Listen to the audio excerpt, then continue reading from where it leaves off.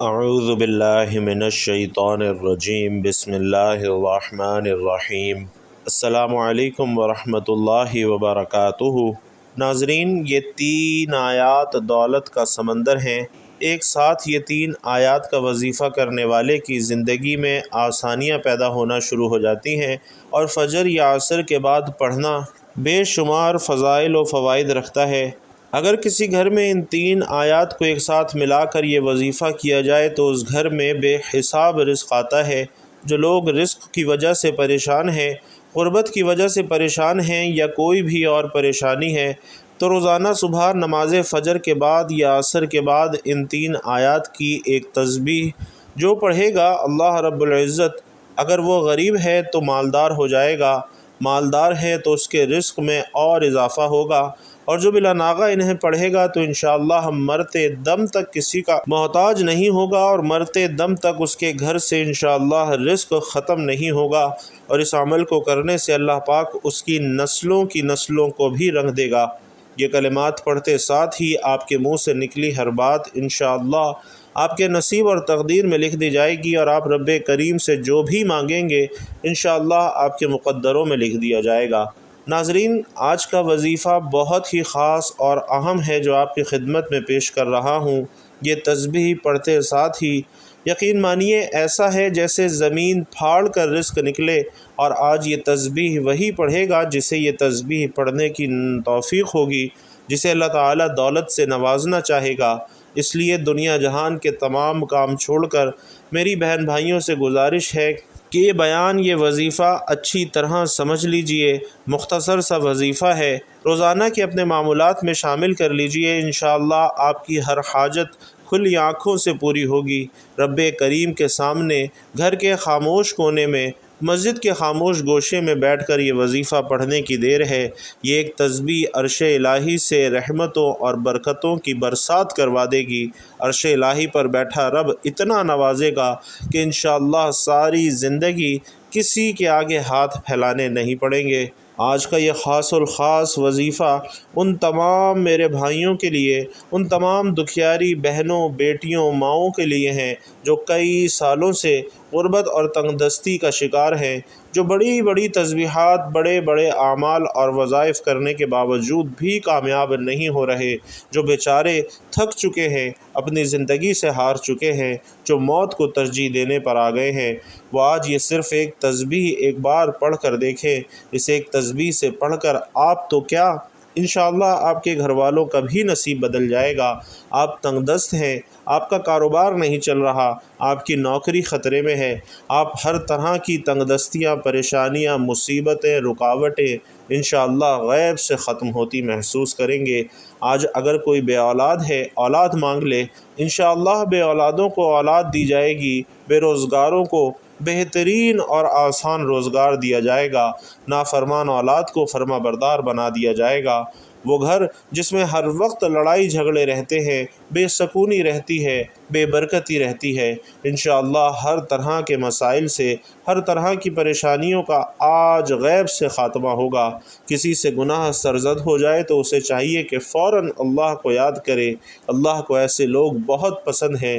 یہ لوگ گناہ کے بعد فوراً توبہ اور استغفار کرنے لگتے ہیں، فوراً اللہ کی طرف رجوع کرتے ہیں، اپنے گناہوں پر جمتے نہیں ہیں، اور ایسے لوگوں کو اللہ رب العزت مغفرت اور دخول جنت سے نوازے گا۔ بھائیوں اور بہنوں، سچی توبہ اللہ عز و جل نے وہ نفیس شے بنائی ہے کہ ہر شخص کے ازالے کو کافی ہے۔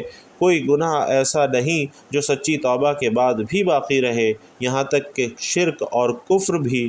سچی توبہ کے معنی ہے کہ گناہ پر اس لیے کہ وہ اس کے رب عز و جل کی نافرمانی تھی، نادم اور پریشان ہو کر فوراً چھوڑ دے، اور آئندہ کبھی اس گناہ کے پاس نہ جانے کا سچے دل سے پورا عزم کرے۔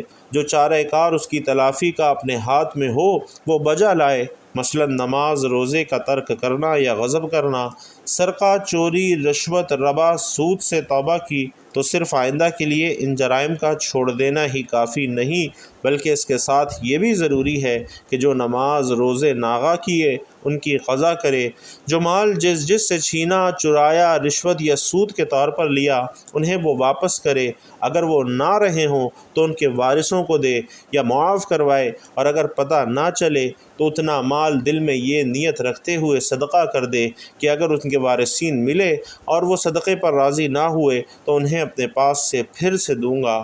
ناظرین، جب بندہ ایسے لوگوں کی صحبت اختیار کرے گا جو گناہوں سے توبہ کرتے ہیں تو انشاءاللہ امید ہے کہ اسے بھی توبہ کی توفیق اور اس پر استقامت نصیب ہوگی۔ امیر المومنین حضرت عمر فاروق رضی اللہ تعالیٰ عنہ فرماتے ہیں کہ توبہ کرنے والوں کے پاس بیٹھا کرو کیونکہ وہ بہت زیادہ نرم دل ہوتے ہیں۔ بھائیوں اور بہنوں، انسان کی خصلت ہے کہ وہ نسیان سے محفوظ نہیں رہ سکتا اور اس کے تحت وہ دانستہ یا نادانستہ گناہ کر بیٹھتا ہے۔ بہترین انسان وہ ہے جسے گناہ کے بعد یہ احساس ہو جائے کہ اس سے غلطی ہو گئی ہے۔ اگر اس نے توبہ نہ کی تو یہ غلطی اس کے خالق و مالک کو اس سے ناراض کر دے گی۔ اسے اپنے معبود اور مالک کی ناراضگی کسی صورت برداشت نہیں ہوتی، اس لیے وہ فوری طور پر اللہ کریم کے دربار میں حاضر ہو کر گڑ گڑاتا ہے اور آئندہ ایسے گناہ نہ کرنے کا پکا عزم کرتے ہوئے توبہ کرتا ہے کہ اے مالک الملک، اس مرتبہ معاف کر دے، آئندہ ایسا نہیں کروں گا۔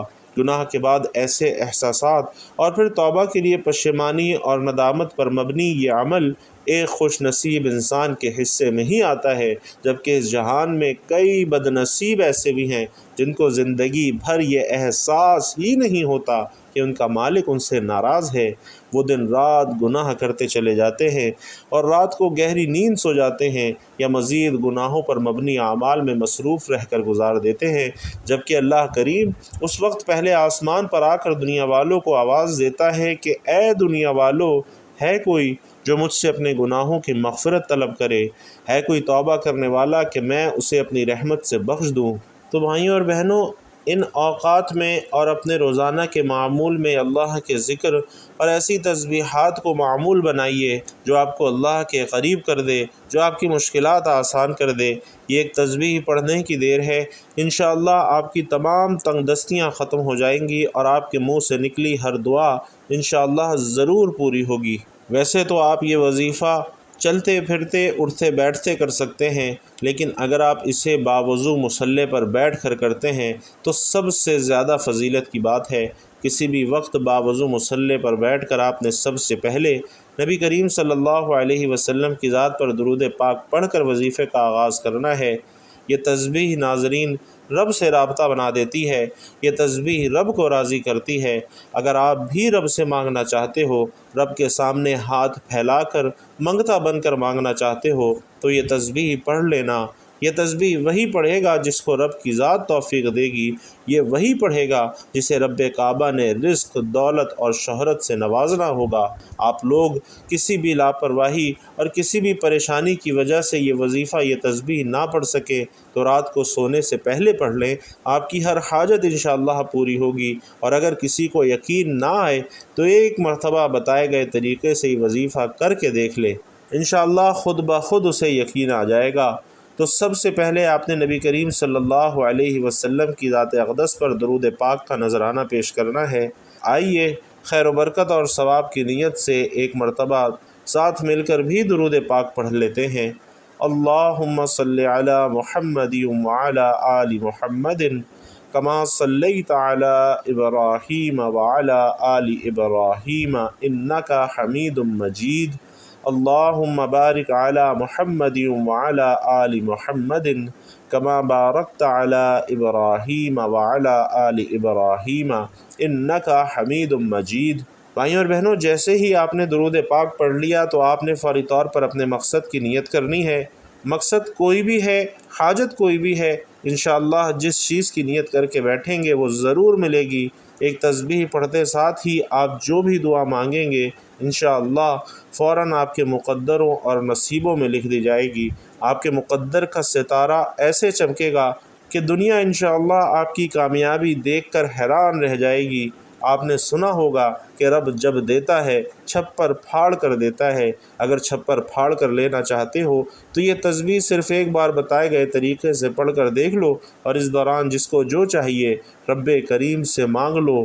دولت، قرض سے نجات، من پسند نوکری، من پسند شادی، بیٹے بیٹیوں کے رشتوں کے لیے، کاروباری مسائل کے حل کے لیے، نظر بد، حسد، جادو جنات سے حفاظت کے لیے، جو بھی آپ کے مسائل ہیں، ایک نہیں جتنے بھی مسائل ہیں، اپنی حاجت کی نیت کرتے ہی فوری طور پر آپ نے ایک مرتبہ تعوذ اور تسمیہ یعنی اعوذ باللہ من الشیطان الرجیم بسم اللہ الرحمن الرحیم پڑھ کر وظیفے کا آغاز کرنا ہے، اور اب اپنی آنکھوں کو بند کر لینا ہے اور یوں محسوس کرنا ہے کہ آپ روضہ رسول صلی اللہ علیہ وسلم کی جالیوں کے قریب بیٹھ کر یہ وظیفہ کر رہے ہیں۔ خاص آزمودہ اور مستند وظیفہ کہ اگر کوئی بھکاری، کوئی فقیر، کوئی تنگ دست، بے یار و مددگار دکھیاری بھی کر لیتا ہے، جو کہتا ہے کہ میں کئی سالوں سے محنت کر رہا ہوں لیکن میری محنت رنگ نہیں لا رہی، میری دعائیں قبول نہیں ہو رہی، میری حاجات پوری نہیں ہو رہی، میرے گھر کے حالات بہتر نہیں ہو رہے، تو یہ تسبیح، یہ وظیفہ صرف ایک مرتبہ پڑھنے کی دیر ہے۔ بھائیوں اور بہنوں، اس وظیفے کو، اس تسبیح کو پڑھتے دوران آپ نے کسی سے بات نہیں کرنی، کیونکہ یہ تسبیح آپ جتنے دھیان سے پڑھیں گے، جتنی ڈوب کر پڑھیں گے، اتنی ہی تیز اس کی تاثیر ہوگی۔ تو سب سے پہلے آپ نے رب کریم سے سچی توبہ کرنی ہے، اور جب تک دل کو سکون نہ ملے، میں ہر انسان اپنے گناہوں کو بہتر جانتا ہے، جب تک دل کو سکون نہ ملے بار بار اپنے گناہوں کی سچی توبہ کرتے رہیں، اپنے گناہوں کو یاد کرتے ہوئے توبہ کرتے رہیں، اور جیسے ہی دل کو سکون مل جائے کہ رب کریم نے سچی توبہ قبول فرما لی ہے، پھر ضد کر کے رب کریم سے مانگنا ہے، آنکھوں میں آنسو لیے مانگنا ہے، جو دل میں آتا ہے وہ مانگنا ہے۔ میرا رب ہر شے پر قادر ہے، جس چیز پر ہاتھ رکھیں گے انشاءاللہ سونا ہو جائے گی۔ ایک ایسی زندگی کا آغاز ہوگا کہ آپ جس طرف قدم بڑھائیں گے کامیابی انشاءاللہ مقدر ہوگی۔ یقیناً تمام تعریفیں اللہ کے لیے ہیں، ہم اسی کی تعریف بیان کرتے ہیں، اسی سے مدد کے طلبگار ہیں، اور اپنے گناہوں کی بخشش بھی مانگتے ہیں، نفسانی اور برے اعمال کے شر سے اسی کی پناہ چاہتے ہیں۔ جسے اللہ رب العزت ہدایت عنایت کر دے اسے کوئی گمراہ نہیں کر سکتا، اور جسے وہ گمراہ کر دے اس کا کوئی بھی رہنمائی نہیں کر سکتا۔ میں گواہی دیتا ہوں کہ اللہ کے سوا کوئی معبود برحق نہیں ہے، وہ تنہا ہے، اس کا کوئی شریک نہیں، اور میں یہ بھی گواہی دیتا ہوں کہ محمد صلی اللہ علیہ وسلم اللہ کے بندے اور اس کے رسول ہیں۔ اللہ تعالیٰ آپ پر، آپ کی آل پر، آپ کے صحابہ کرام پر ڈھیروں درود و سلامتی نازل فرمائے۔ حضرت ابن عباس رضی اللہ تعالیٰ عنہ کہتے ہیں کہ جو لا الہ الا اللہ کی گواہی پر ڈٹ گئے، جس قدر آپ یہ کلمہ کہنے میں سچے ہوں گے، اپنے دل کو اسی مقدار میں غیر اللہ سے پاک صاف کر لیں گے، اور یہی وجہ ہے کہ جو شخص بھی اس کلمے کو سچے دل سے کہتا ہے وہ اللہ کے سوا کسی سے محبت نہیں کرتا، وہ صرف اسی سے امید لگاتا ہے، اسی سے ڈرتا ہے، اسی پر توکل کرتا ہے، اس کے دل میں نفس یا خواہش پرستی کے معمولی اثرات بھی باقی نہیں رہتے۔ کسی کے لیے بھی یہ مناسب نہیں کہ وہ اللہ سے اس کے اسماء و صفات کے علاوہ کسی اور چیز کے وسیلے سے دعا کرے، اور وہ دعا جس کی اجازت دی گئی ہے اور جس کا حکم دیا گیا ہے وہ اللہ تعالیٰ کے اس فرمان سے ہے کہ اچھے اچھے نام اللہ ہی کے لیے ہیں، سو ان ناموں سے ہی اللہ کو موسوم کیا کرو، اور ایسے لوگوں سے تعلق بھی نہ رکھو جو اس کے ناموں میں کج روی کرتے ہیں، ان لوگوں کو ان کے کیے کی ضرور سزا ملے گی۔ تعوذ اور تسمیہ پڑھنے کے بعد آپ نے یہ 3 آیات جو کہ دولت کا سمندر ہیں، انہیں ایک ساتھ پڑھنے والے کی زندگی بدل جاتی ہے، تو آپ نے صبح فجر کی نماز کے بعد یا عصر کی نماز کے بعد ان آیات کو پڑھنا ہے۔ سب سے پہلے آپ نے 100 مرتبہ لا الہ الا اللہ الملک الحق المبین پڑھنا ہے، یعنی ایک تسبیح اس کی مکمل پڑھنی ہے کہ جو یہ کلمہ پڑھتا ہے وہ مالا مال ہو جاتا ہے۔ دوسرے نمبر پر بسم اللہ الرحمن الرحیم لا حول ولا قوة الا باللہ العلی العظیم پڑھنا ہے، اس کی برکت سے اللہ پاک بلاؤں کو دور فرما دے گا، اور جو اس کو پڑھتا ہے اللہ پاک اسے اتنا رزق عطا فرماتا ہے کہ اس کی نسل در نسل وہ رزق چلتا ہے۔ ناظرین، تیسرے نمبر پر استغفر اللہ ہے، یعنی یا اللہ مجھے بخش دے۔ جو شخص استغفار کثرت سے پڑھتا ہے اللہ پاک اس کے وہم و گمان سے بڑھ کر اسے مال و دولت عطا فرماتا ہے۔ تو یہ 3 آیات روزانہ ایک ایک تسبیح پڑھنے کا معمول بنا لیں، چند دن اس عمل کو کر کے دیکھیں، پھر آپ سوچ بھی نہیں سکتے کہ اللہ پاک غیب سے ایسے ایسے وسیلے اور ایسے ایسے اسباب پیدا فرمائے گا کہ آپ کی تمام مشکلات حل ہو جائیں گی انشاءاللہ، چاہے وہ رزق کی وجہ سے ہوں، پیسوں کی وجہ سے ہوں، یا گھر میں کوئی بھی پریشانی ہو، انشاءاللہ سب ختم ہو جائیں گی۔ ارشاد باری تعالی ہے وَقَالَ رَبُّكُمُ ادْعُونِي أَسْتَجِبْ لَكُمْ، یعنی تمہارے رب نے فرمایا کہ مجھ سے دعا کرو میں قبول کروں گا۔ اور ایک قول یہ ہے کہ اس سے مراد عبادت ہے، یعنی یہ کہ تم میری عبادت کرو میں تمہیں ثواب دوں گا۔ بھائیوں اور بہنوں، دعا ایک عظیم الشان عبادت ہے جس کی عظمت اور فضیلت پر بکثرت آیات کریمہ اور احادیث طیبہ وارد ہے۔ دعا کی نہایت عظمت میں ایک حکمت یہ ہے کہ دعا اللہ تعالی سے ہماری محبت کے اظہار، اس کی شان الوہیت کے حضور ہماری عبدیت کی علامت، اس کے علم و قدرت و عطا پر ہمارے توکل و اعتماد کا مظہر، اور اس کی ذات پاک پر ہمارے ایمان کا اقرار و ثبوت ہے۔ ہمارا عقیدہ ہے کہ اللہ رب العزت ہمارا خالق و مالک ہے، وہ رب العالمین ہے، ارحم الراحمین ہے، احکم الحاکمین ہے، مالک الملک ہے، تمام عزتیں، تمام عظمتیں، تمام قدرتیں اسی کے پاس ہیں، وہ تمام خزانوں کا، ملکیتوں کا، بادشاہتوں کا مالک ہے، وہ سب کا داتا اور داتاؤں کا داتا ہے۔ ساری مخلوق اسی کی بارگاہ کی محتاج ہے اور اسی کے دربار میں سوالی ہے، جبکہ وہ عظمتوں والا خدا بے نیاز، غنی، بے پرواہ اور تمام حاجتوں سے پاک ہے۔ وہ جواد و کریم ہے، بخشش فرماتا ہے اور جود و کرم کے دریا بہاتا ہے۔ ایک ایک فرد مخلوق کو اربوں خزانے عطا کر دے تب بھی اس کے خزانوں میں سوئی کی نوک برابر کمی نہ ہوگی، اور کسی کو کچھ عطا نہ کرے تو کوئی اس سے چھین نہیں سکتا، وہ کسی کو دینا چاہے تو کوئی اسے روک نہیں سکتا، اور اگر وہ کسی سے روک لے تو کوئی اسے دے نہیں سکتا۔ جب ہم دعا مانگتے ہیں تو اللہ تعالیٰ کے بارے میں یہی عقیدہ اور ایمان ہمارے دل و دماغ میں شعوری یا لاشعوری طور پر موجود ہوتا ہے، جو کہ الفاظ و کیفیات کی صورت میں دعا کے سانچے میں ڈل جاتا ہے۔ اس حکمت کو سامنے رکھ کر غور کر لیں کہ جب دعا اس قدر عظیم عقیدے کا اظہار ہے تو کیوں نہ اعلیٰ درجے کی عبادت بلکہ عبادت کا مغز قرار پائے۔ اللہ تعالیٰ کے نزدیک بھائیوں اور بہنوں کوئی چیز دعا سے بزرگ تر نہیں ہے۔ دعا مصیبت اور بلا کو اترنے نہیں دیتی۔ دعا مسلمانوں کا ہتھیار ہے، دین کا ستون ہے، آسمان و زمین کا نور ہے۔ دعا کرنے سے گناہ معاف ہوتے ہیں۔ دعا عبادت کا مغز ہے۔ اللہ تعالیٰ دعا کرنے والے کے ساتھ ہوتا ہے۔ جو بلا اتر چکی اور جو نہیں اتری، دعا ان سب سے نفع دیتی ہے۔ دعا رحمت کی چابی ہے۔ دعا قضا کو ٹال دیتی ہے، دعا بلا کو ٹال دیتی ہے۔ جسے دعا کرنے کی توفیق دی گئی اس کے لیے رحمت کے دروازے کھول دیے گئے۔ اور سب سے بڑھ کر کہ رب کریم سے اس یقین اور اعتماد کے ساتھ دعا کی جائے کہ رب میری دعا ضرور قبول فرمائے گا، کیونکہ اللہ رب العزت کے ایک فرمان کا مفہوم ہے کہ میں بندے کے ساتھ ویسا ہی معاملہ کرتا ہوں جیسا بندہ مجھ سے گمان رکھتا ہے۔ تو رب کی ذات پر یہ یقین رکھتے ہوئے دعا کریں کہ رب تعالیٰ آپ کی دعا ضرور قبول فرمائے گا۔ اور ساتھ ہی ساتھ یہ بھی ذہن میں رکھیے کہ قبولیت دعا کا اصل معنی یہ ہے کہ بندے کی پکار پر اللہ تعالیٰ اسے لبیک عبدی فرمائے۔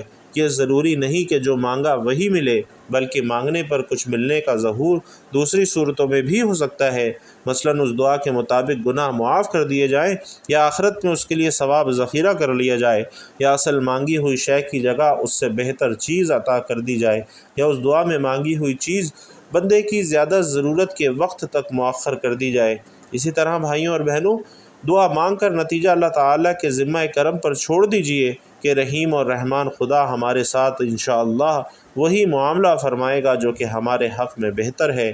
ہمارا علم ناقص ہے جبکہ خدا کا علم لا متناہی و محیط ہے۔ نبی کریم صلی اللہ علیہ وسلم کی دعائیں بہت جامع ہیں۔ ان میں سے کچھ دعائیں اپنے لیے منتخب کر لیں تو بہت زیادہ عمدہ ہے۔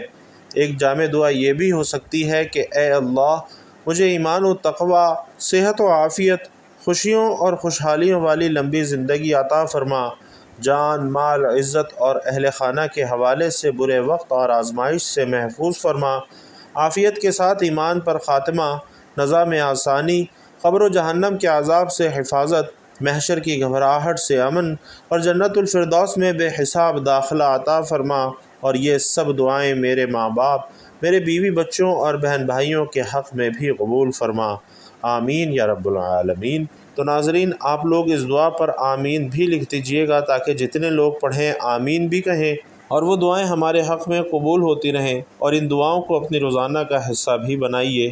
اللہ رب العزت آپ سب کا حامی و ناصر ہو، آمین یا رب العالمین۔